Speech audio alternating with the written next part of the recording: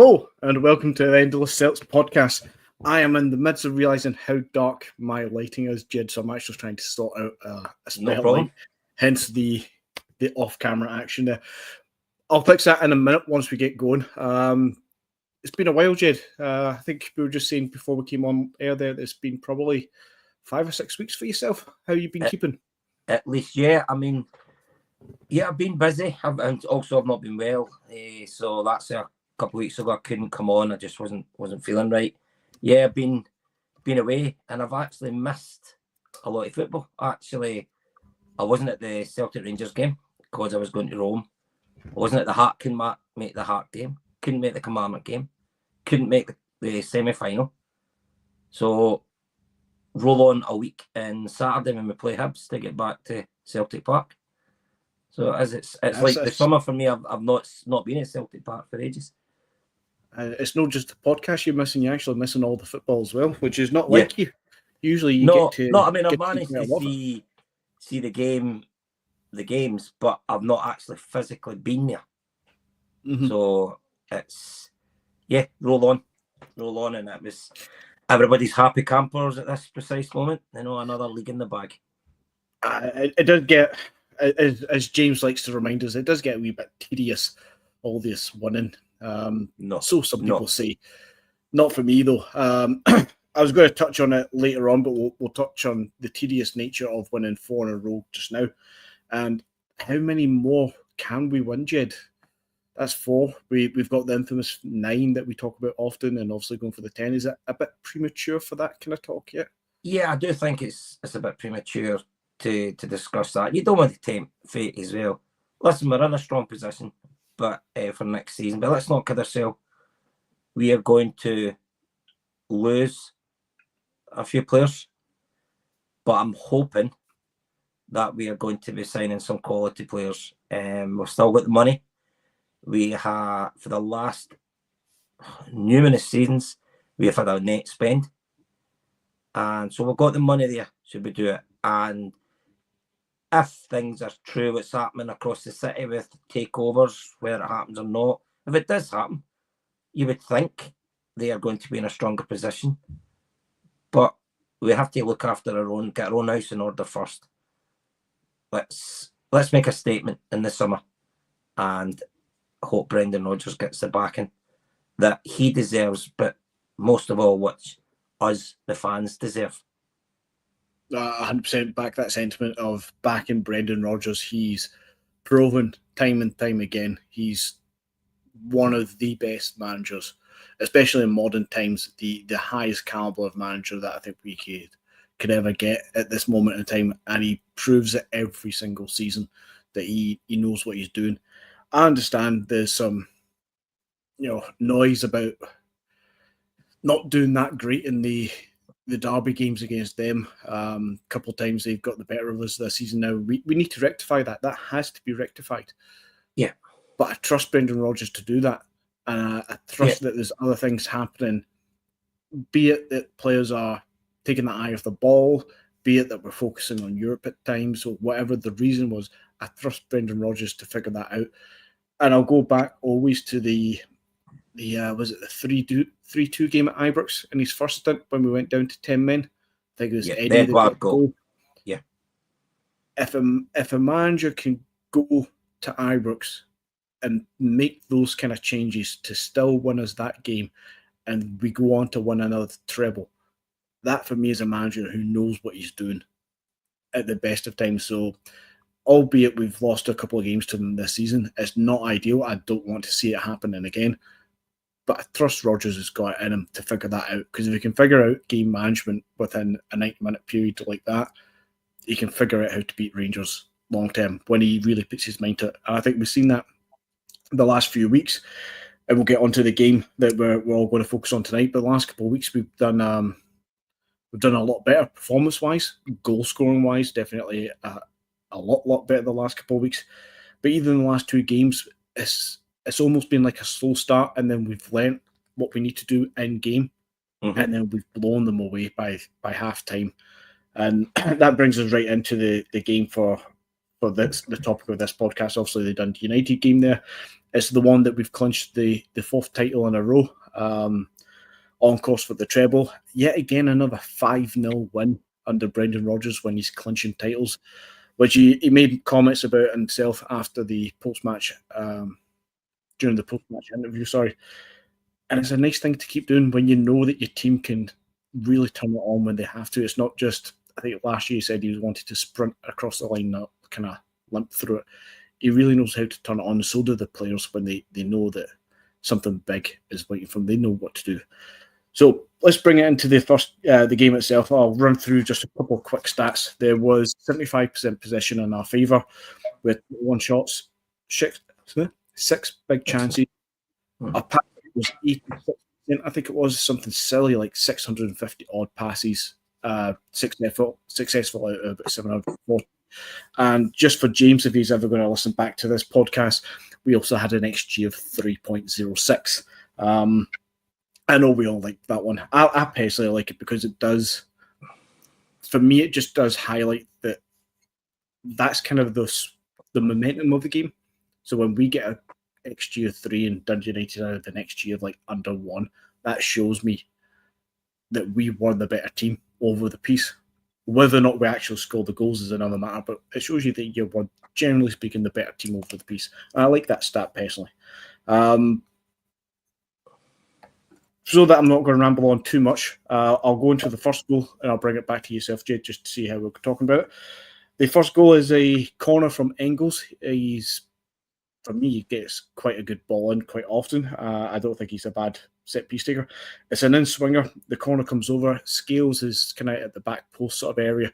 And I reckon he's taking the headed shot, but it's kind of fallen down towards Jota, who tries to put his foot out, but turns out to be an OG, but doesn't stop Jota at the back post running away in celebrations. First goal, Jed, how did you see it at the pub I think you were at? Yeah, I mean, it was weird. I don't know if I was the only one, but I know in the pub, it was like a delayed reaction when the ball went in the net because we thought it went wide, when you're watching on TV. And it wasn't until you seen the replay, you realised it was an own goal. But yeah, fantastic ball in from Engels, and he is very good at the corners. And Scales, yeah, I do agree with you. I think it was a header at goal, but fortunate it landed in the right position. And listen, what can a defender do there? He's trying to clear. He's trying to get in before the opposition player, and unfortunately, it goes in his own net. Look, we've done it ourselves. Our Celtic's done it. You'll see that till the day we die. Everybody, there are going to be goals conceded like that. But prior to that goal, I thought, as you touched on earlier, I thought we started really, really poor in the game. And it wasn't till I know we're going to touch on it, the first incident with the tangerines, oranges, whatever came on the pitch. And I actually says to the guys in the pub that this could be a godsend because it'll give us a chance to regroup. And it was. After that, we took total control of the game. And the first goal, you could see it was coming. And settled the well, I was going to say settle the nerves. To be honest, I was confident we were going to do it because we do have a good record up in Tannadice, and we have a good record of winning the league up there as well. I think that's the third time, is it? That we've won it. It's quite. We won it in the 80s. Yeah, but the last two recent ones was Postecoglou's first championship. Yep. And also we go back to when Jan Vennegar scored. Just when the week after Tommy Burns had passed away. So it has been a good, happy hunting ground for us. Yeah, it definitely has. As you say about the tangerines coming onto the pitch, it gave us a wee moment of a kind of regrouping.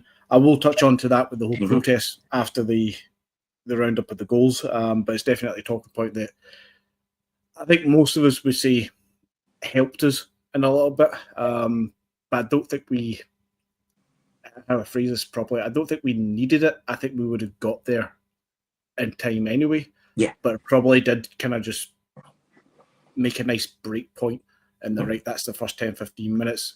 Settled, find a new foot, and then off you go. On to the second goal, though. If I believe I'm right in saying it was Engels who actually takes the long ball out to Idah, who's now at this point came out to the left wing as Idah's came on for the injured Jota.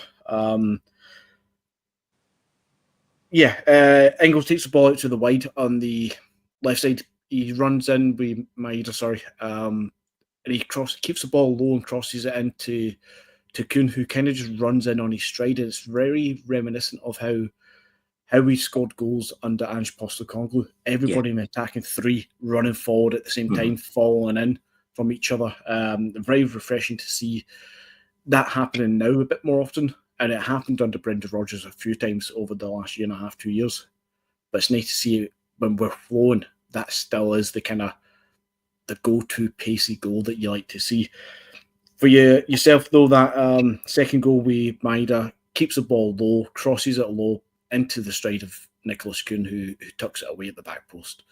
Yeah, I mean, if you remember as well, it was just Idah just missed it. I think he was just too quick for it, but it fell perfectly into. That's the third goal. The third goal, as it says. I did. I done myself when I read it. I was like, I'm mixing these two up. You're right. I'm getting mixed up because he put the cross into the far post. So apologies. Yeah, took it well. Took it very well. And then obviously celebration with the too much talk. And listen, he's entitled to do that. Because let's be honest, he had fallen off the ball a wee bit because he was so good at the start of the season, leading up to Christmas. There was no one near him for the Player of the Year. So he reacted to that by making that gesture. I do not have a problem with him doing that. But I thought he finished it well. I actually thought it was a good game as well. He was starting to show what the old Kuhn was like. And it bodes well for the remainder of the season, especially now with Jota being out. I was just going to say that as well. With Jota being out, we need him to step it up again. And I think he did that the previous game as well. He was a lot more involved in the game. He was a lot more showing for the ball, doing his drive and run inside. Excuse me. I think we're seeing a lot more from Kuhn the last few games. And nobody can deny that, from just before the window opened, so the tail end of December through until, probably the last 2-3 weeks, he's been on pretty poor form, which is a shame, but he's made up for it by scoring 2 goals this weekend. And he's definitely starting to hit his form again, just as we say, unfortunately, Jota's taken that knee injury and looks like he's out for the remainder of the season, if not longer now.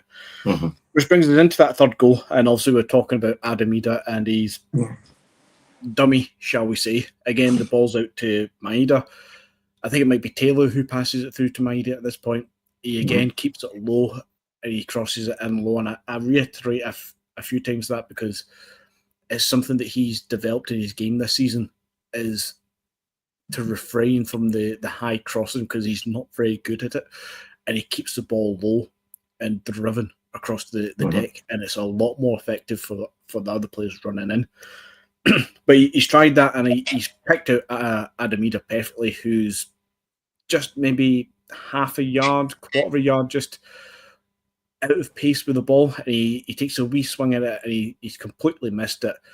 But if you watch from the back end of it, Nicholas Kuhn has almost anticipated exactly that potentially happening.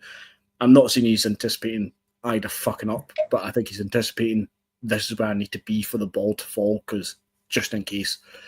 And again, he's been in the perfect position, that back post to turn it in again, and gets his second goal. Absolute fantastic player.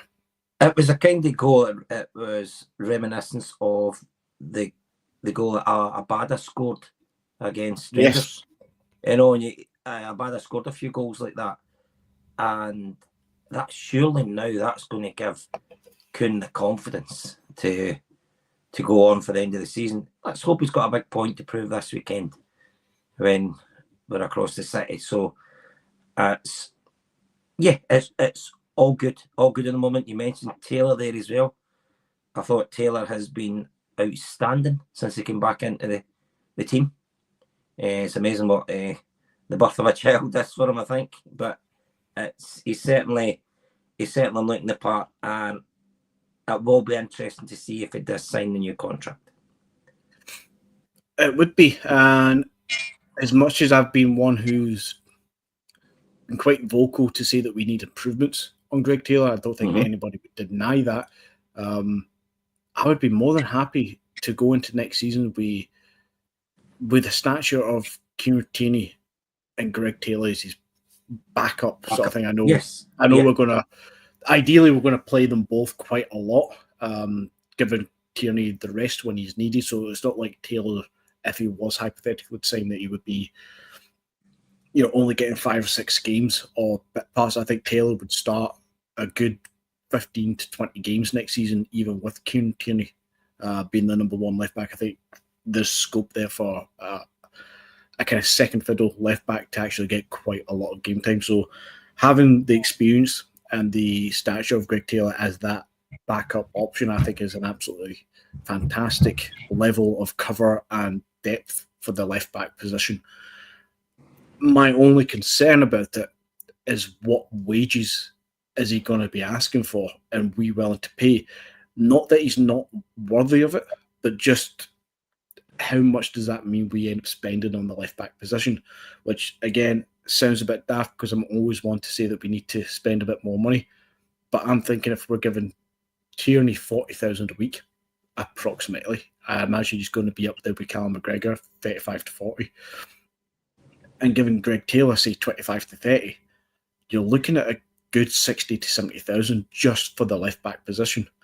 Could that money be spent better on that position, or better to be spread out elsewhere?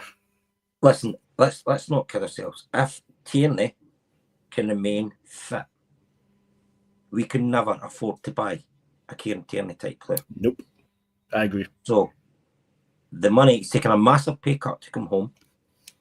Greg Taylor, my understanding was asking for 25 grand a week. The club refused that.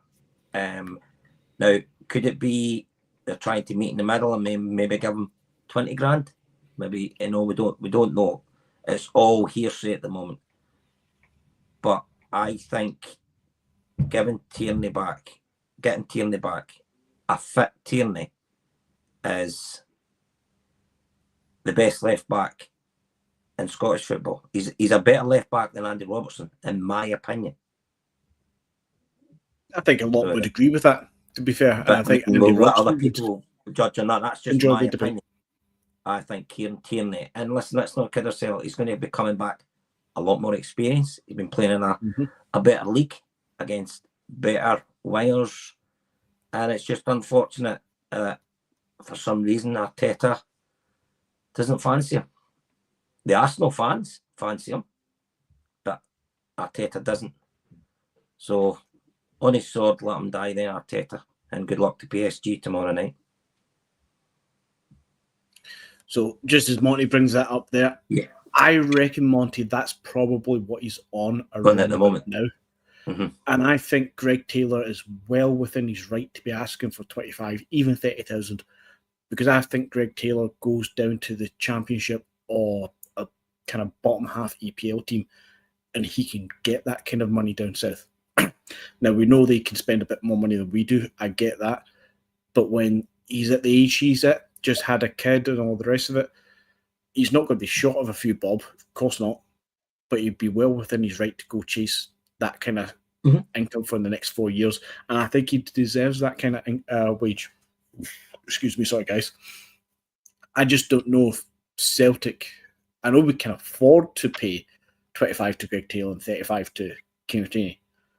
I just don't think it's something that we normally do. And I'd worry that if we do spend that level of money on one position, would that take wage funds away from somewhere else? Or are we seeing, because we did spend a lot of money in the summertime, are we starting to see Celtic actually push the boat out a wee bit, get that squad depth, and make Anthony, we stronger as a club are still in a net spend? Yeah. We are not pushing the boat out, in my opinion. We are going to be getting, yes, there are going to be players coming back on loan who will be in good money, but a lot of them will be getting either paid off to go away. So that will free up money for wages. And, we cannot stay still. I don't think the fans will allow it because of what potentially is happening across the city. Am I worried about what's happening across the city? No, not really, because financial fair play will still come into it when whoever takes them over. So let's put the foot to the floor and do it. We could create a gap here that could take a number of years to get back, but that is up to the Dermot Desmond and the board if they're willing to do it. Now, I do not want this. We've done it for ages as well. We're going to have a Champions League qualifier coming up. We're going to be a seeded team. Are we going to wait to see if we get in the Champions League before we'll spend the money? Historically, we have done that, and that is a major bugbear of mine. We have to be showing ambition to go out, because, listen, everybody enjoyed the new format of the Champions League. We done well. At least we started to make a name for ourselves again. People start going, who were you up against? Who were up against? We're up against champions, or up against opposition from leagues that are far, far superior to our own. And we did hold our own. Unfortunately, we could, if we had a wee bit of the rub of the green, we could have had a lot more points. We had one really bad showing over in Dortmund. I'm not saying we want to experience the beatings again, but we want to experience Champions Leagues nights and what the money that brings into the club. So the fans are backing it. The season tickets are going up. So I got my renewal in. So let's, like I said earlier, not just back Brendan Rodgers, back the fans, give them something back for what they put in. I don't know if anybody's seen a tweet. I don't know if it was the Bhoys or the Green Brigade put up what it's costing, what it cost them to go to the games just for tickets. And it's not cheap. It was just under £1,900. That's not including travel, food, right? Just tickets. Come on, if you're there is a lot of older fans who are still doing that. That's a lot of disposable income you have to use to follow the club that you love. And it's not just Celtic fans, other fans do it as well, granted. But when you've got the European nights, the tickets prices, when you're successful in the cups as well, you got more games. So please back Brendan Rodgers and back the fans. 100% agree with the sentiment and everything there. As you said, I'm just going to link this back to the Greg Taylor thing and where my concerns are. And I think you understand where I'm coming from, but I always come up against people who, and I'm not just meaning it in the podcast, but online, social media, there's always this kind of, you're just doing this or saying this because it's Greg Taylor sort of thing. It's not that way. It's because historically, like you said, with the qualifiers, we've waited to find out what we're doing and then potentially spend money when we need to be more proactive. So when I get concerned about how much money we're spending wage-wise on the left-back position, potentially, it's not that I don't think we deserve to spend that money. It's not that I don't think we can spend that money. It's that we're not usually spending that sort of money. So my concerns are how that affects the rest of the team, because the rest of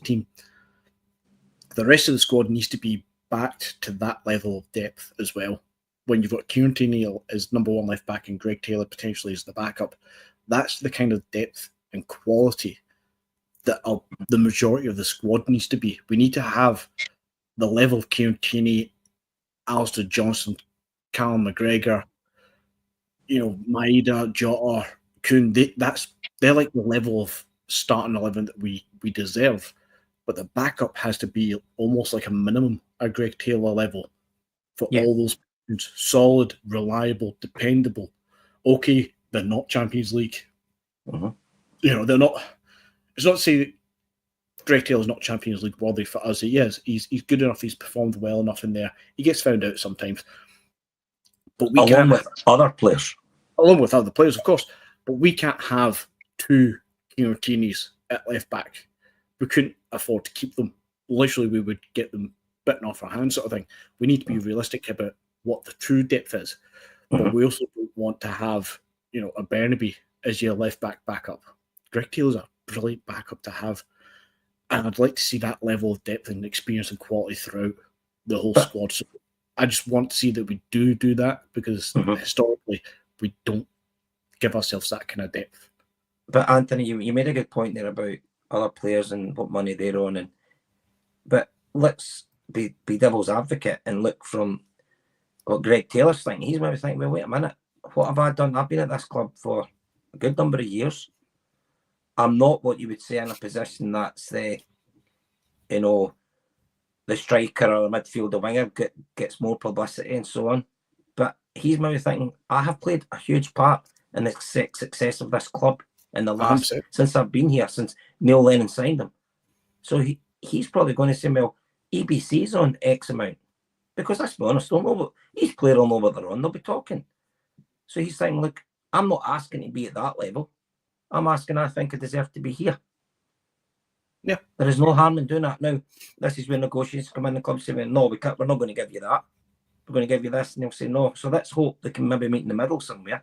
Because he would be a good backup, because he is good for Scottish football at European level as a major step up, but not just for Greg Taylor. For probably more than half the team. Yeah. Probably 80% of the team. It's a huge step up. But we just got to hope that, I keep saying as well, let's build on what we have got. Because personally speaking, I think we're going to lose a Tatty. I think he's potentially, of the midfield kind of five that we've got, I think he's the likely one. And don't be surprised. I don't want rid of him, I want to keep him. Yeah, and don't be surprised if Kuhn gets sold as well. Could he be playing for that move? Is that why he's possibly? No, I just think because it's, we're a selling club, so if we could get 20 million for him, are we going to knock that back? No, we're not. No, I don't think we would at that level. But talking of Kuhn, and that brings us back to the fourth goal, is Nicholas Kuhn, I believe, on the right side, on the wing. He plays a kind of inside pass. I believe it's Alistair Johnson that gets to the byline, who gets a nice cross in. And as much as I've enjoyed slating Adam Idah quite often on this podcast, he rises with the coolest and calmest of headers. A guy who, although he fluffed his shot earlier and made an excellent dummy for Kuhn, he was calm about it. He was assured about that header, and it was a sweet header to put right through to the back of the net. And I think a well-deserved first goal for Adam Idah. Yeah, great. Like you say, I think the build-up play from Kuhn, the pass, and then Johnston, being Alistair Johnston this season, being at the line and getting the ball in. And great finish from Adam Idah. And I think every fan, they're wanting him to do well. It's not his fault. We spent £9 million on him. That's not his. He doesn't set the price tag, but we all want him to do well. And getting 2 goals at the weekend could have been more. Just got to hope he's again Kuhn as well as he. Because let's be honest, with Jota, it looks as though Idah's going to be the man up front. He's going to be starting from now on. So he's maybe thought, going out here, I need to prove a point here where they can say, well, I'm actually in on merit, not just because there's someone out injured. I think you're hitting the nail on the head and on the money with that one there. It's as much as we potentially could be looking at. I don't know if I believe Kenny's fit, so you could see Kenny getting a bit more game time. But it's the natural thing to do is to go with the trio that played the majority of the game the other day. Kuhn on the right, Idah on the left, Adam Idah through the middle. And it's not 4 dead rubber games. It's 4 games for everybody to stick it clean for the cup final. Yeah, and we've got a target to reach goals wise. Yeah, we've got 5 or 6 goals to get to beat the record in Rodgers' first season. And Rodgers told them that's where we need to go. So he's given them, they've been moving targets, so this is the next one. So you've got that target, which should be easily achievable, you would like to think. Maedah's got to be seeking out 40. He's at least looking to beat Kyogo. I think Kyogo was 34 was his best season, but I reckon Maida's internally looking at 40. Idah's got his own personal targets now as well. If he can bag 2 or 3 more goals in these last 20. 4 games, yeah, he's getting up to 20, and he's making a point because he's been very hit and miss, Adam Idah, and I don't think until the game at the weekend, I think he had a good game, and there's moments in his game that I've started to see was the kind of way that I want to see Adam Idah. He's actually influencing the game. He was running the line a lot better. He was making himself available. He's stretching the defence. He was strong in his runs. He was using his body strength quite well, as we'll see on the last goal as well. And if he can keep doing that for these next 4 or 5 games, he potentially, I know some people will disagree with me here, saves his Celtic career. Because if he doesn't shake it up here in these last few games, he potentially, as weird as it sounds because he's on, 16 goals? He could end up with the season realistically being looking at a bit of a letdown. And I'm trying to be kind with my words here because I've called him a flop already, and I think that is. Do you think he'll get to 20 goals? I think he's got every chance now. I actually think we might have been out on the left now, and likely that's where he'll be for the remainder of the season. I think Adam Idah's got a better chance of getting 20 than Maidah's got of getting 40. Yeah, because but I would love to see both of them hit both those targets. That would be fantastic. It could happen. It definitely could. I mean, I don't know what other people think. If the people watching, if they think Idah will get the 20 goals this season, hope he does. I generally do. And then you're obviously going to touch on his second goal. I'm going to ask you this before you even talk about it. Yeah. His second goal, it reminded me of a goal he scored last season. Can you remember what goal it was? Was it the Kilmarnock game? No. The one that I'm thinking is the 3-3 game at Ibrox. Yeah. When he took it early and the keeper saved. Yeah. And he took, that reminded me of that sort of thing. So he has that where he can take the ball early and just hit it where he's not giving the keeper a chance to get himself set up. He's a bit like what I used to say about Idah, but less Idah-esque. You can't give him too much time to think. Yeah. He needs to just be natural instincts, and I definitely feel like Adam Idah's a confidence player. Once he's in his groove and his rhythm within a game, I think he'll get his goal or 2 goals as he did at the weekend there. And you could see it coming. It was a strong run from Callum McGregor through the middle. He feeds the ball through. It's a very easy, very simple ball through to Adam Idah, who's got the defender go side of him. So he's got a bit of work to do, but he uses his body strength to hold his place and hold his position and just take, I want to say it was his first time shot. Like he didn't take a touch on the ball, he just took a shot. Yeah. Did he touch it? I think he took it but he then took it quick. He just, the next one. Yeah. Because he's not trying to get a yard of space away from the defender. He's recognised the defender's there, but he's took his shot quickly, that he's in control of the situation in his moment. And he's got his goal. And I think both his goals at the weekend were fantastic goals. Exactly what he needs. As I just said there about coming into the last few games of the season, he's got his chance and opportunity now to make a marker, get his 20 goals, and he goes into the pre-season kind of like a fresh start again. And to have the potential of 60 goals between Idah and Adam Idah to be our 2 strikers for next season is quite something to be excited about, I say. But Anthony, you could have a scenario, and again, I'd like to know your opinion on other people, where if we get a penalty, especially at the weekend, who takes it? Adam Idah or Angles? Or James Forrest? Listen, I think everybody is just willing. We're wanting a penalty for James Forrest to take it, but would you want him to take a penalty and where it's 0-0, 1 each to do it? I think if we were maybe winning the game, if he missed it, then it wouldn't make any difference.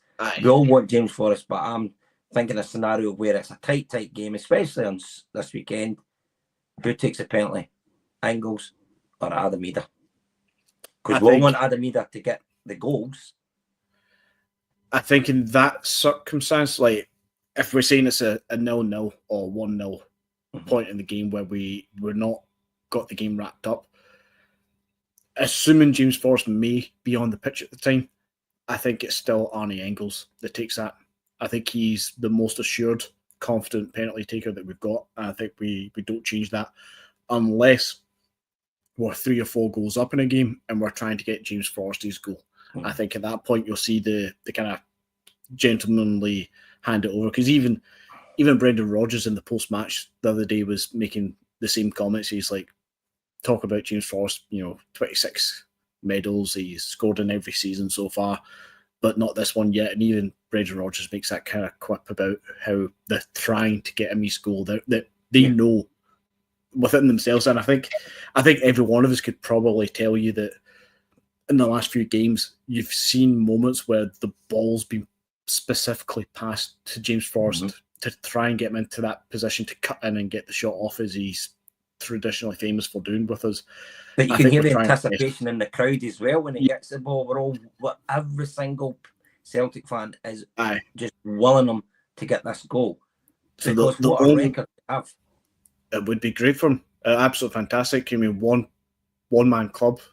One club band, sorry. Been here all his days, boyhood fan. I'm pretty sure he was as well, wasn't he? No, believe it or not, I think he was. Was he one of them? I wasn't sure. I know Cal McGregor started that way. Yeah. With his youth career. But what a record to go out on, though. I mean, he's still got another couple of years in him, probably. He's only 33, I think. I would imagine he still has another couple of years on him. So if he can continue that kind of streak, it's a streak that would rival the Undertaker at WrestleMania with his bloody win records. If James Forrest can manage to go on scoring every single season, that would be a fantastic thing to be able to sit.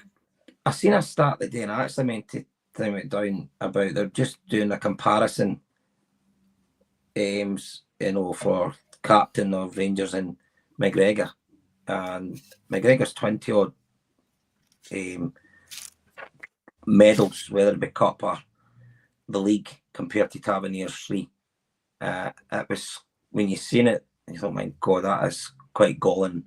From my point of view, I think, God, that's brilliant. But I could understand Rangers fans saying, "There's." You mean like the how many games honours per medal sort of thing?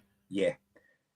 And it was that's what it was. It was how many games, and the medals was just. I've not seen either of the stats, although I've seen the same stat. I think it was Scott Brown before he left us, and there's some insane number, like every 22 games that he wins a medal or something stupid like that. Yeah. But quick math in my head, I think Tavernier's just celebrated 500 games for Rangers, and he's only won 3 medals. So, what are you talking, 150, 165 games per medal? And yet our captains and our players are literally churning out medals 2 or 3 times a season. Yeah. It's listen as well. People, Scottish League, everything like that. We go back. I only seen when Martin O'Neill came to this club, the very first treble I seen in my lifetime.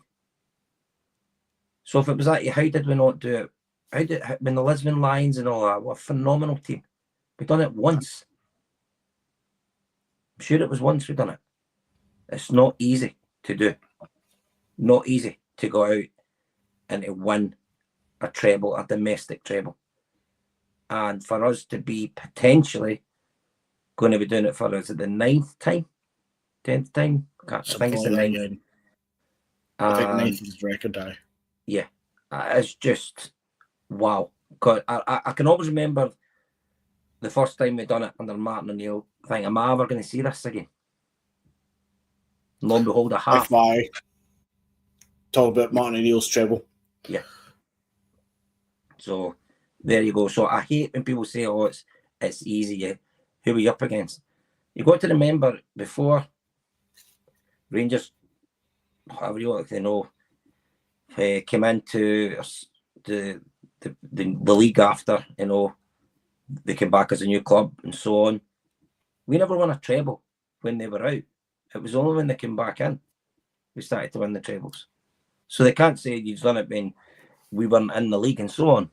Yes, we didn't do it when you were in the league. We done it when you come in the league. I'm trying to see you bring that up. There's a stat that I saw earlier on. I think I know what Twitter account it was on, so I'm just going to quickly try and see if I can find it. Yeah, I think that's it there. So this is from Agent Scotland on Twitter inside the SPFL. I believe he's announced that he's not a Celtic fan, and he's definitely not a Rangers fan. Is he not a St Mirren fan? I think he's St Mirren or something like that, isn't he? But it's always quite dubious. I think he definitely leans in our favour quite a lot. But he posted it earlier. I'll read it out verbatim as I can see it just now. In the 4 years before Rangers became a top-tier club, Celtic only won 50% of the available major domestic trophies. Since Rangers became a top-flight club, Celtic have won 80.77% of available cups and trophies. That's an insane. And they've always said that when they were out of the league setup, that, you know, our trophies didn't matter, they didn't count because we didn't have real competition sort of thing. I'm sorry, we still had to play 11 other teams. It doesn't matter who they are. You still have to play who puts in front of you. Well, they stats back that up, don't they? But there's that stat, yeah. We won 50% of the trophies available to us while they weren't in the league, and then they show up and we win more. It's mental, absolutely mental. 80% of the trophies. And what's that, the last 8 years now? That's insane. Yeah, 2016, 17, isn't it? There's a bit there, yeah. Maybe more than 8 years, but still, it's absolutely insane, the level of dominance that we've got. Yeah. And I don't take that for granted. I do not. And it goes back to, you know, I think you mentioned there, do you get fed up or winning these? Tedious. No, I don't. Because Absolutely. I remember what it was like in the 90s. I've said to you before, when you had like Wayne Biggins playing for us, things like that. Horrendous. Absolutely horrendous. And we've got to enjoy it. We have got to enjoy every trophy we win, whether it be League Cup, Scottish Cup. Our bread and butter is the league. But don't ever, it's not tedious. You should always enjoy it and make the most of it. 110%. And it's something that some of our fans even somehow spout out about how some of our fans are entitled. I've said a few weeks ago on here as well, I don't think it's entitled to expect and want Celtic to win every competition we play in, especially domestic. It's not entitled to expect it, but at the same time, to actually, as you said earlier, to actually win trebles is really fucking hard. The consistency levels across the entire season, the cup factor of one-off games against anybody can do an upset is it's mentally challenging. It's all right saying that we've got the biggest budgets and the biggest squads and all the rest of it. I know we do. I know we do. And that's why I do expect that we do go into every game expecting to win. But I'm also realistic and know that we can't win them all. So when we do win trebles, which is for the period in time that we're in, something very special that we're doing quite often just now, it's not tedious at all. I love every single moment of it. There is no guarantee. There is no guarantee you're going to beat Aberdeen in the final. There is no. There's no. Look at the semi-final last year. It went to penalties against Aberdeen. On their day, we could get beat. Let's hope it doesn't happen. This is how we need the momentum going in the last 4 league games. Yeah. And then the cup final will look after itself. I think we'll put a strong team out on Sunday. And then I think there'll start to be changes because we may need to try to protect some players for the final. So I think you will see Bernardo coming in a bit more. We'll see McGowan getting a game. Yep. Yang, if he's fully fit. Also James Forrest as well. And you never know, Kenny. Especially if we're only going to have, like, with Jota being out now, we can't take much risk with Idah or Idah getting a silly injury. No, I'm saying as I said at the start, these are not meaningless games. There's very much meaning to these next 4 games because it is building. It's meaningful for me. That cup final. Yeah, every game's meaningful. Yeah. Absolutely agree with you. But so much so for this cup final, players are playing for the position in that final. Players are, especially the front line, when we look at Maida, Ian Kuhn, Idah, James Forrest, these are players who all want to show what they can do in the front line. They've all got points to prove. They've all got goal tallies of various degrees that they want to hit. And I think they're all going to be chomping at the bit. So I think these next few games are going to be every bit as exciting and as electric as we'd expect them to be if each of these games individually was a title-winning game. I think it's going to be great. A few games, and I think the players are all going to be well and truly on form for it. We do have a point to prove this weekend. A good friend of mine who is a Rangers season ticket holder made a very good point to me a few weeks ago, and he actually said it today again, that, it's all fair and well they've won the last 2 derbies. He says, but see, when it comes to the crunch, when there's something meaningful, we can't do it. And that came from a Rangers fan. And I thought, that's a very good point. Because if you look at the last 2 games, well, that far in front of the league, it made no difference, really. Where cup games, things like that, we have managed to see us over the line. And that just starts putting doubts in their heads. And that's why I think we're going to be annoyed. We are annoyed at what happened, especially the last game. So we have a point to prove this weekend. We're going to have more fans there as well. So let's give them something to cheer about, especially the guys that's there. And I'm quietly confident for Sunday. I'm maybe not as confident as yourself, but I'll go back to what I said at the start, that I trust Brendan Rodgers to get the best out of this team when he really needs to. And I don't mean that he's lackadaisical about it when he doesn't need to, but for various reasons, as I said earlier, you've said there as well. There's sometimes games, and I know a lot of people hate to admit this, but there's games that just play. Some people can take their eyes off the ball. The last 2 games against them meant more to them than it did to us. And I hate to say that because every single game of football that we play, I want us to give us our all. But I'm realistic enough to know that we will take our foot off the gas sometimes, subconsciously or not. And something's happened in those last couple of games. But I trust Brendan Rodgers to figure it out. I just hope that he's figuring it out for this weekend coming. And it's not another one of these kind of doesn't matter the outcome, so he might protect the players a bit more. I want to give it all. I want to put them to the sword. I want to shut this season down as we are undoubtedly, above them in all ways. There's nothing they can shout about. But there's been a sea change since we lost at McDermott Park. Yeah. You can see a huge improvement in the team, because you could see Rodgers was absolutely livid, raging at that performance. And ever since then, look at the many goals we've scored. 5-6 goals every game. Mm-hmm. So I wonder if that's a point where, for maybe those few months from kind of tail end of December, January, February, that we have taken our eye off the ball as an overall squad, and that was probably the breaking point of Rodgers. Yeah, the straw broke the camel's back, that performance.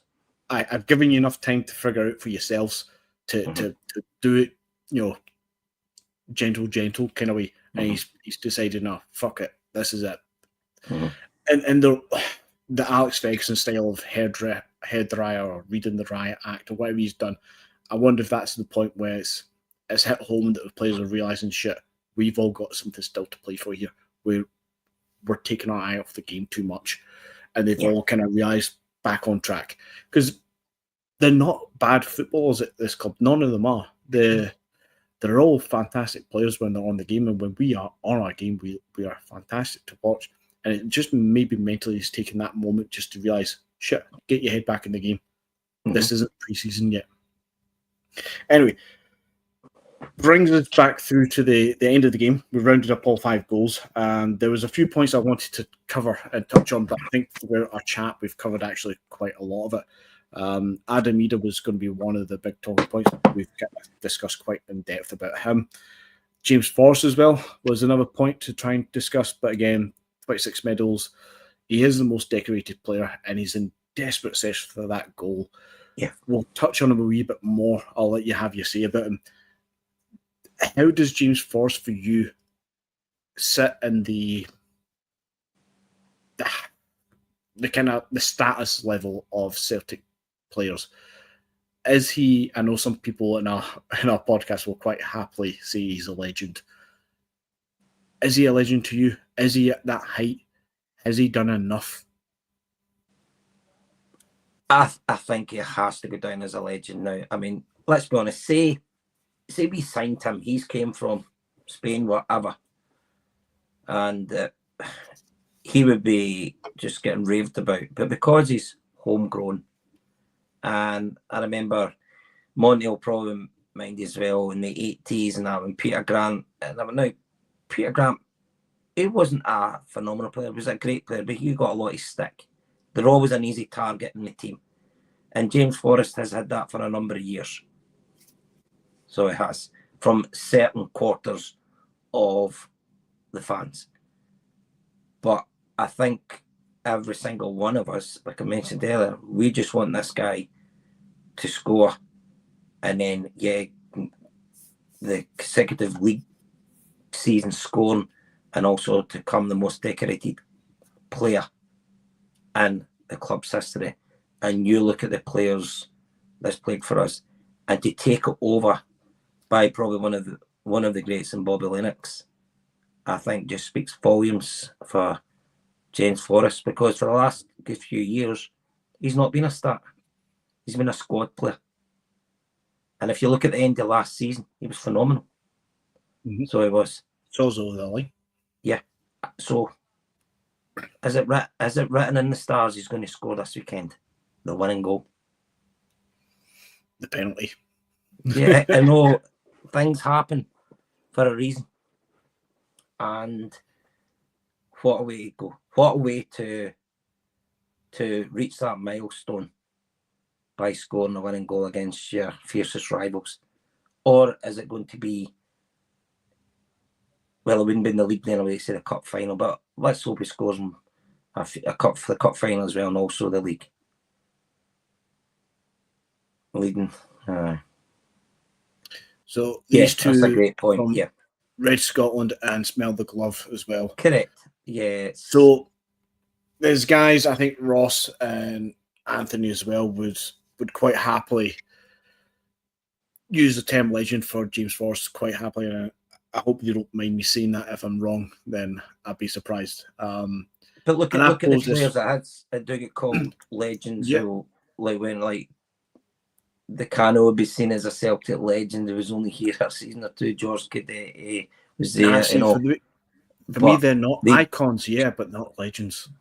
But some people do think, "Oh, what a player!" Yeah, they were great players, but you've got to give this guy credit for the length of time and the way it's going to be going in a few years' time when he's finished up. Where will he go to another club? I don't know. He's going to get that award from Athletic Bilbao and over the honour. The players, it's been a one-man club. And I know they gave it to Billy McNeil. His family got it a few years back. So let's hope James Forrest can personally go out to Bilbao and get that award from a club that reward players, not from their own club, from other clubs who have been a great servant to the club. And that's then when it becomes legendary status for me. Yeah, I think I can agree to that. Ismail the Glove said there as well, but Jock and the Lions are beyond legend. They are immortal. I think that's maybe somewhere in my mindset over the last few years, 5 years, 10 years even, that I try to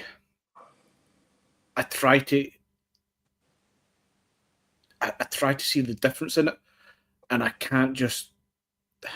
It was similar with Scott Brown for a while, and eventually he becomes a legend to me before he left the club anyway. But for me, you can't just be a legend because you've been here for a long time. Otherwise, I'd have to say that Neil Beaton is a legend because of his trophy haul, that, Lustig is a legend because of his trophy haul and how long he was here. Emilio Izagiri had a great trophy haul. Yeah.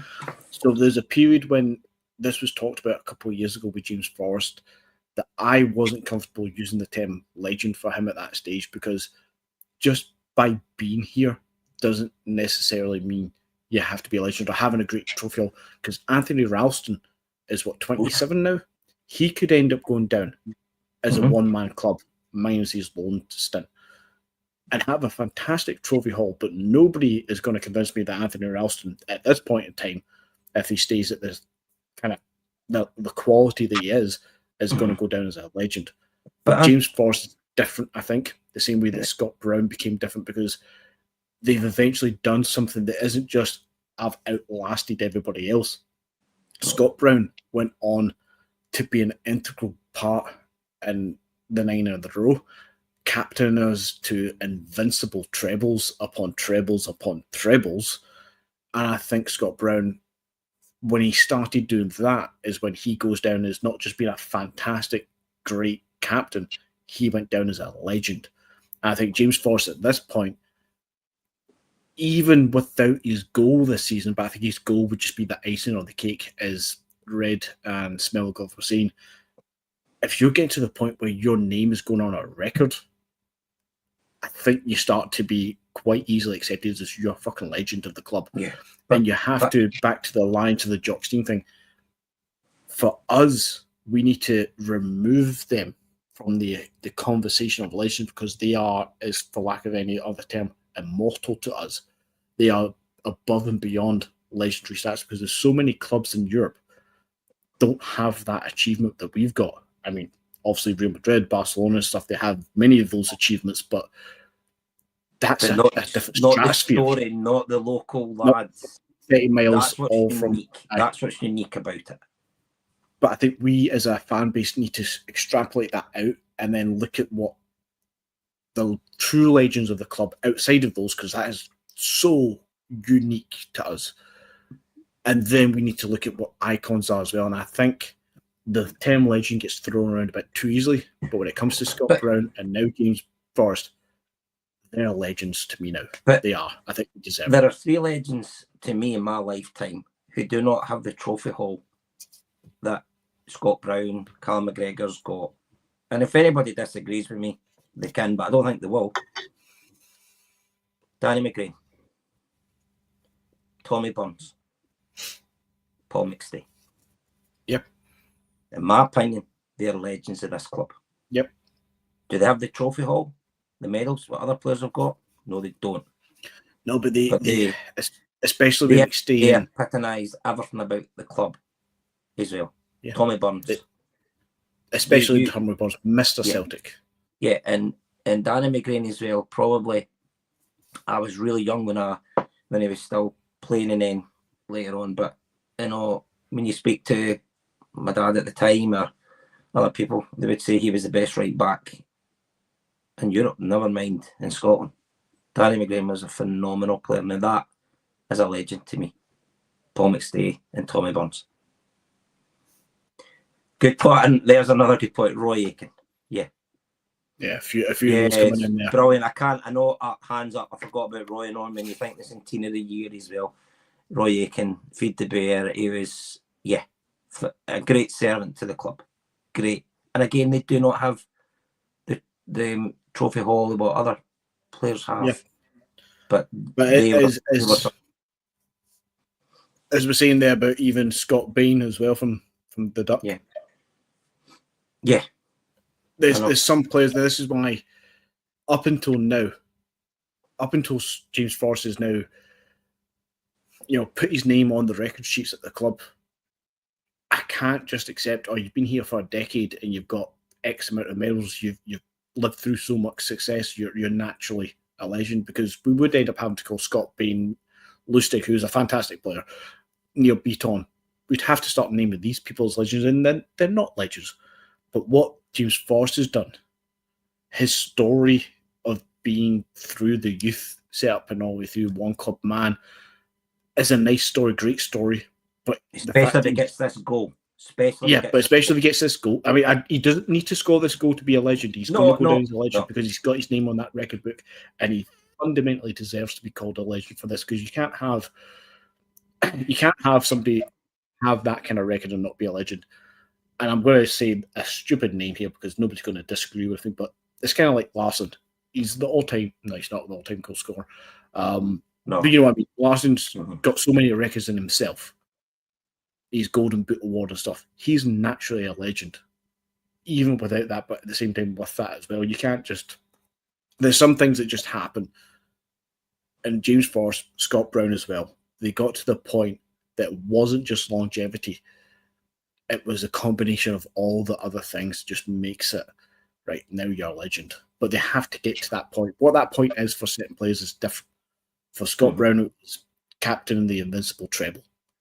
For James Forrest, it's now getting to this longitude and this trophy haul, and the icing on the cake is the potential, the goals every season sort of thing. Yeah, I know, definitely. That's how we are all willing this goal. Even if it comes off his knee, goes in. Let's just hope James Forrest gets. I'm kind of intrigued to see how this plays out. So there's 5 games to go. Let's not talk about the cup final because we need to take it quite seriously. Yeah. But there's 4 games to go in the league. I'm quite intrigued that if we get to the second last game of the season, the league campaign, how obvious do we start to get about really trying to make James Forrest get that goal? I mean, do we really get stupid about it? Like, does he start taking every free kick just in case? Do we start playing him obviously up top on his own so that he's the focal point? Do we get really daft with it, sort of thing? Because I think everybody at the club is going to really be willing and on for it, and I'm quite intrigued to see how daft it could get. But at the same time, I'd love for him to hit it this weekend against them of all places. But Anthony, if you remember back about how willing to get it, and look, I hope he does it this week, but it would be nice to do it at home. The reason being, if I go back to Larsson's last league game for us against Dundee United, when he scored 2 goals in that game, but the first goal, the noise in that stadium was unbelievable. And I think it will be the same for James Forrest if he can get if we have to wait to a home game for him to do it. I think it would be quite. I reckon for him. I reckon the moment he scores that goal, the end of game celebrations, regardless of whatever the scoreline may be and whatever game it is that he scores, I think the celebrations get beyond the levels of Joe Hart last season.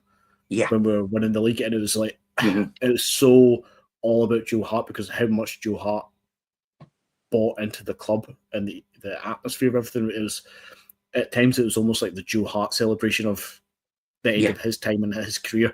I think it's just going to be similar, if not more, in favour of James Forrest. That it's going to get absolutely ridiculous. People are going to go nuts when he gets that goal because it's going to mean so much. It's going to be so iconic and all the rest of it. I think it's going to be fantastic. Yeah, definitely. That's fingers crossed he does it. So I'm going to wrap up 2 points quickly together, then we'll go on to the last main point. And this last one, we kind of touched on it a wee bit over time as well. But we're now on 4 in a row. I want to ask, is it too soon to be talking about 9 and 10? How many more league titles can you see us winning? Realistically, if you were to put 10 quid on, are you going to put 10 quid on 6 in a row, 7 in a row, 9 in a row? And the treble's now on. Let's tie it in together just to talk about the kind of next few weeks, the next kind of foreseeable future. Yeah. Can you see the treble happening? Can you see this run of dominance continuing for another 2, 3, 4 years? Well, first and foremost, we'll talk about the treble first. Can I see it happening? Yes, I can. But I am not going to say we're definitely going to do it because stranger things have happened. This Aberdeen have a point to prove. So that's again, if we play to our potential if we play to our potential, we win. On the topic of winning the league for the next few years, whatever. Yeah, I think we'll retain it next season.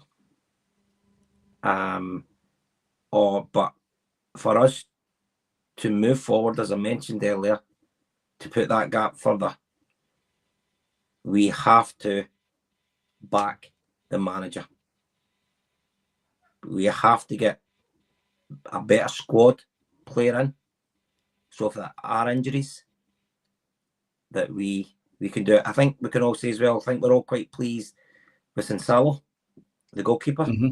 I've been quite impressed with him. And also because obviously Michael's there next season and then that'll be him. So I think maybe next season Sinsalo will get a little bit more game time as well. But I do not want to predict that we're going to go on and win X amount of leagues because I really don't know. I think if we show ambition, we can go on to win a good few more leagues, but we have to show ambition to do it. I think that's a fair outlook on it. There's definitely, I mean, we can only get better if we keep investing in the club and investing in the squad and investing in the manager, who I hope it's going to be Brendan Rodgers next season, and I hope it's going to be Brendan Rodgers the season after that as well. If we keep Anthony, investing and backing him, the 10 in a row, that was eventually came a poison chalice for us. A lot of bad things happened that season against us, and I'm COVID, not just meaning COVID itself. But about COVID and so on, so that's how I don't really want Celtic fans to come out and saying, "Yeah, we're going to be doing 10 in a row." We all thought that the last time, we never done it. So let's just see what happens over the next few years. Yeah, I think I'm getting way ahead of myself by even bringing the topic up, but I think it's something to humorously bring up at times. Well, the fans are even starting 10 and but 9 and 10 is too many years down the line to predict that. If we're at 7 or 8, I could get behind it a bit more, but I think we need to get to 6 or 7 before we. But I can see us getting 6. I can see the next 2 seasons. I don't foresee anything majorly destroying us to stop us getting the 5th and the 6th one. Once we get to 7th, if that happens, and I think that's a wee bit far down the line to predict, but once we get to that 7th one, I think that's when it ramps right the back up again. But if we keep backing Brendan Rodgers, of all the managers that we've had over the last 20 years, if we keep backing Brendan Rodgers and investing in the squad, I don't see reasons why we can't be confident going into the start of every season with that realistic kind of expectation. And I know from what I was saying earlier, I expect us to win league titles, but I'm realistic that we can't always. Yeah. But we should be starting the season expecting to go out and win every game of football because that's who we are domestically. And also the same for Liverpool's going to be the same. Liverpool fans and Liverpool will be thinking, yeah, we're champions. We should be winning the league next season. And that's the mindset they're having down south. We're going to have that mindset because we have to. Even in the 90s when we were struggling, it was still the target at the start of the season to win the league. Yep. That's the target. So it has to be. We just have to make sure we do it. We need to be prepared. We need to get the signings in and just back. I keep saying it, back the manager, because I think next season is a huge season, especially if things happen across the city. Mm-hmm. Where if we can strengthen our position psychologically, what is that going to do to them when they're saying, "Oh, we've got all this new singing, dancing, all this money, blah blah blah," and if we actually go and pull ahead even further,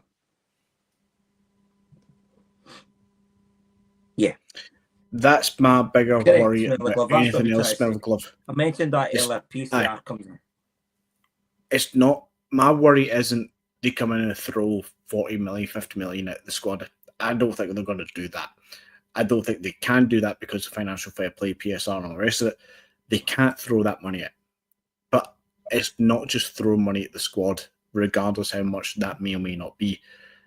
My concern about what they do across the city is they might stumble into actually, because they're getting, I don't believe the takeover is as big as they want it to be in their heads. I don't think it's as grand as it's going to be.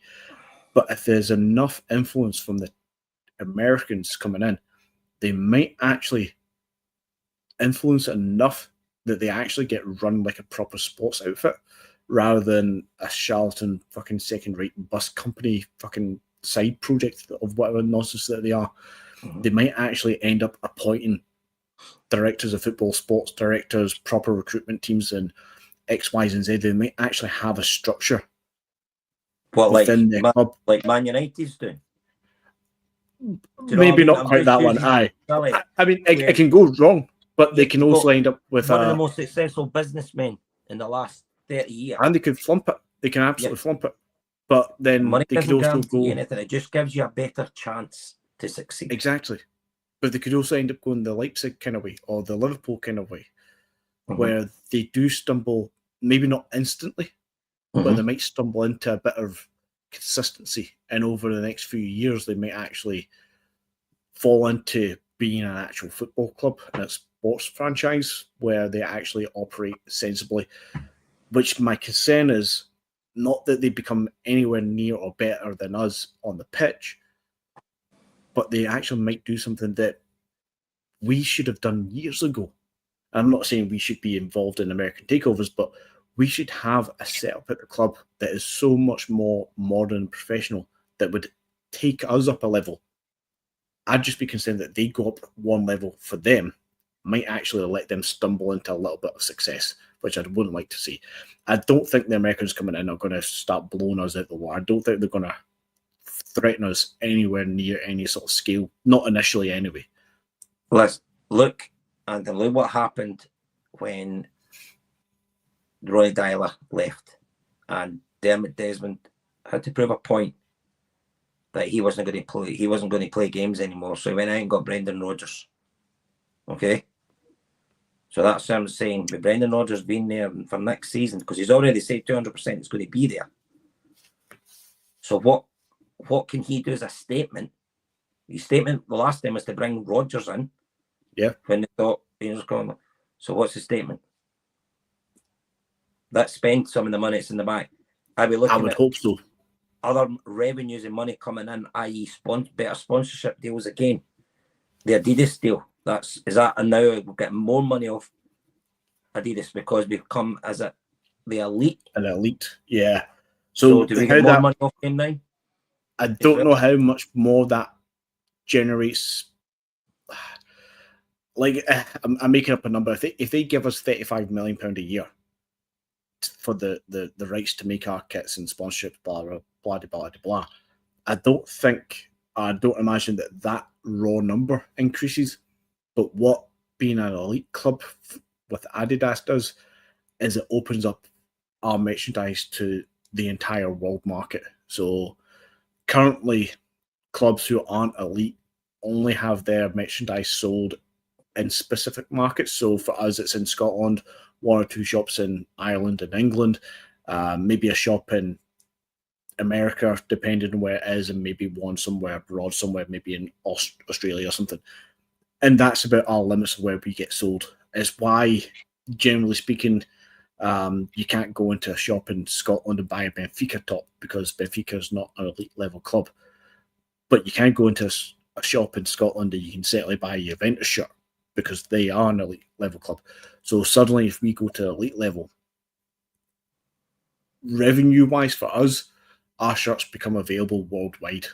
And I think that increases the revenue of both Adidas and Celtic. So we would get more money in turn, but I don't think it's a direct, you go from like 30 to 35 or 35 to 40 million kind of raw, here's a checkbook at the start of the season. I think it just opens up everything else.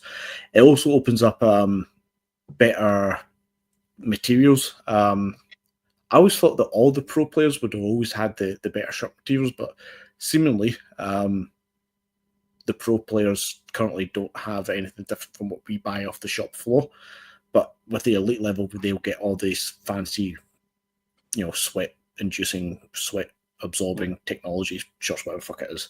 And then you also go up a level for the Adidas Origin stuff and the trefoil and the third kit that I think Bayern Munich and Real Madrid and stuff had the last season. We sort of become in that market. So again, it's extra chance of merchandise and revenue coming in from that way. Mm-hmm. But there is avenue. We can move to the next level. Yeah, we definitely go up. We have to do it. We can't sit still here. We have to go. Now we go and spend, but also allow to look at other avenues to get money coming in as well. Smellgov, are we definitely going to the elite level here that it's still the level before? I hope you're wrong. I believe I'm 95% sure that we are. There was I thought it was already. It was Adidas announced it itself. Footy headlines I saw the other day had put out a graphic that was like the Nike elite level or whatever they call it, clubs and teams, the national teams as well, and Adidas, and I think it was ourselves and Newcastle and Aston Villa had been nudged up to that elite level alongside Juventus, Real Madrid, Bayern Munich. I think Arsenal and Man United as well are in there. Yeah. I do believe we are going up, but until I see it for sure, I'll have that little bit of doubt, but I do believe we are going up that level. Yeah. Anyway, I'm going to touch on a wee bit more about them across the road, about how that kind of operates and some things that happened with their potential takeover, but I don't think I want to waste any more time on them, to be fair, Jed. I do have one last topic that I want to bring up, which the guys were mentioning earlier on. I did bring a few up on screen. I know I didn't read them out at the time, but I knew we were going to touch on this. So without labouring on the point too much, there's one or two things I want to bring up regarding the protest and the prices of away tickets at Dundee United. There, obviously, there was the two moments of protest where we had the tangerines thrown onto the pitch. Idah enjoyed a little bit of refreshment with that one. And then, obviously, the footballs, I think, at the 50th minute or so, getting thrown onto the pitch as well. Do you agree, first and foremost, with the actions of the protest? Obviously, it interrupts the game a little bit to our favour with the tangerines. But then further to that, obviously, the price of the tickets themselves, I can't say for sure, but have Dundee always charged that price, or have they suddenly ramped them up just for our game? And they whacked it up, secondly, plus an booking fee. So secondly to that, I'll let you go off on one with it if you want. And more so because you've got the renewals through for your season books. The club put out a statement last week against Dundee United for doing it, which at first I was thinking, well done. That's something that we don't often see from the club is backing the fans as such. But then at the same time, they've now released renewals that have went up by £30 or £40 for some people.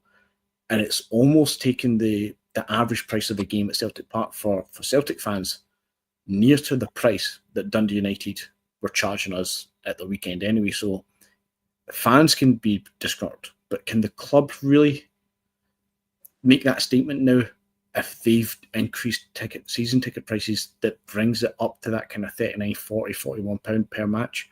It's quite a steep price. Yeah, I mean, they brought attention to it, didn't they, with what they've done, because the Sky commentator mentioned it. This is why they're doing it. So that the pictures are going all over. Now, at least they were throwing stuff on it, wasn't endangering any of the players or anything like that. They made the point. They made it very, very clear. Now, my understanding is Dundee United whacked it up to £42, £44 plus, I believe, a £9 booking fee. Now, the vast majority of fans were up at Tannadice at the weekend because of the nature of the beast, because of the points system and so on, because they're going to the away games. They're going to be at Ibrox this weekend. Now, I believe the tickets are well over £50 as well. Now, but we as a club are no angels at this. When Rangers come to town, we're whacking the price up to them. But also, when Celtic release some of the tickets to their own fans for the Celtic Rangers game, they'll whack the price up big time. Because it's a supply and demand thing. I get that. Then you have other fans from other clubs, rightly so, are coming back at Celtic and saying, you've got a cheek. This is what I've got a restricted view when we come to Celtic Park and paying £34, £38. Now, could it be what the other clubs, the smaller clubs, aren't going to do this? We remember down south a few years ago, they were trying to do 20s plenty. Yeah. But they don't really need the ticket money because of the broadcasting deals and so on. We're up in Scotland. The clubs do need the money from Celtic, from Aberdeen, Hearts, Rangers, etc., because they'll take bigger support. So that's the way they do it. They are taking the crap, but they know people are going to pay for it, especially when with it, we're going to potentially win the league, which we did do. So people are going to pay that. Yeah, I mean, it is right. Yeah, exactly. I've said that as well. They do get charged a lot. Seeing that one that Stevens just put up. Yeah, I remember when we played. Was it Motherwell? Sorry, I just on that one about the German model. I remember when we played Borussia Mönchengladbach a good few years ago in Europe when we were speaking to the fans, one of the fans that were over, and they were telling me their season ticket, what they were paying, and it was comparable with what we pay, but it gets them transport to and from the game, whether it be the bus, whether it be the trains. It is phenomenal the way they do it. I mean, I normally, get the train in, or I can get, I'm either getting a lift in or taking the car in myself, and it all adds up. Where they're in Germany, they're getting a ticket that is very reasonable price, but including your transport to and from the game. We can't do it. I mean, air train service is a joke anyway. It's expensive, so it is. But it's not cheap following football anymore. It is not cheap. I mind doing some calculations of going back a good easy 5 years, if not 10 years now. Probably around about 2018-ish, give or take. I mind doing some calculations about it, and it was based off the German model as well, and also even looking at Barcelona games as well. You theoretically could go to three. Say your German team was, I don't know, fucking Stuttgart or even St. Pauli. St. Pauli's a good one for us, isn't it? Mm-hmm. You theoretically could go to 3 or 4 St. Pauli games, fly in, spend one night in a cheap hotel hostel, go to the game, have a good bevy. You could go do that 3 or 4 times a season, and it'd be less than the cost of the season ticket at Celtic Park or down south in England, wherever it is. The prices are insane. I can only imagine it's much the same, if not more stark in contrast, that you can actually get. I think that's mad that you get 4 weekends in Barcelona or Dortmund or Munich or wherever you're going. You get 4 weekends a season and have sometimes a better experience overall than going to some of the stadiums across the UK just by the cost of it. Because again, as you say, you buy those tickets and you've got your transport involved in it as well. Yeah, I know. Here, you're paying a fortune for every aspect of going to a game now. Every aspect of this is raping us. I know. Hats off to, you see it every week or at home games, the amount of buses that's over from Ireland. I follow them on Twitter. You've got the Coventry Celtic Supporters Club, home and away. That's all right. Yeah. Home and away. What's it costing these guys?